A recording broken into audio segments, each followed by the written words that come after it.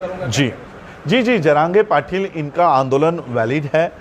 उनकी जो बातें उन्होंने रखी है वो खुद इस विषय में बहुत माहिर है। मेरी उनसे 1 से 1.5 घंटा चर्चा चली है। उन्हें एक एक बारकाई पूरी तरह से उनको पता है और इसलिए मेरा ये कहना है कि वही मराठा जब कोंकण में आता है तो वो रिजर्वेशन के लिए वैलिड है, वही मराठा जब विदर्भ में है तो उसे भी रिजर्वेशन मिल रहा है, लेकिन जो मराठा मराठवाड़ा में जाता है तो वो केवल रिजर्वेशन से बाहर है। और इसलिए ऐसे हालात में हम लोगों को केवल बाबा साहब के परिवार का या वंशज होने के नाते नहीं, भारत के और महाराष्ट्र के लोगों को जरांगे पाटिल को मजबूत करना होगा, उनको उनके हाथ मजबूत करने होंगे, उनके आंदोलन में शामिल होना होगा।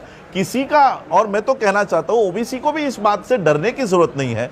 मैं तो कहता हूँ कि इस देश में कास्ट वाइज सेंसस के लिए गवर्नमेंट ने पहल करनी चाहिए। अगर गवर्नमेंट, भारत सरकार नहीं कर रही तो महाराष्ट्र में कास्ट वाइज सेंसस होना चाहिए। जो इन ओबीसी को डर है कि हमारा रिप्रेजेंटेशन कम हो जाएगा, ये किसी का रिप्रेजेंटेशन कम नहीं होगा, बल्कि ओबीसी को भी पता चल जाएगा कि उनका रिप्रेजेंटेशन खा कौन रहा है, एससी का रिप्रेजेंटेशन खा कौन रहा है, हमारे रिजर्व सीट्स पर कौन सबसे ज्यादा ये रिप्रेजेंट कर रहे हैं।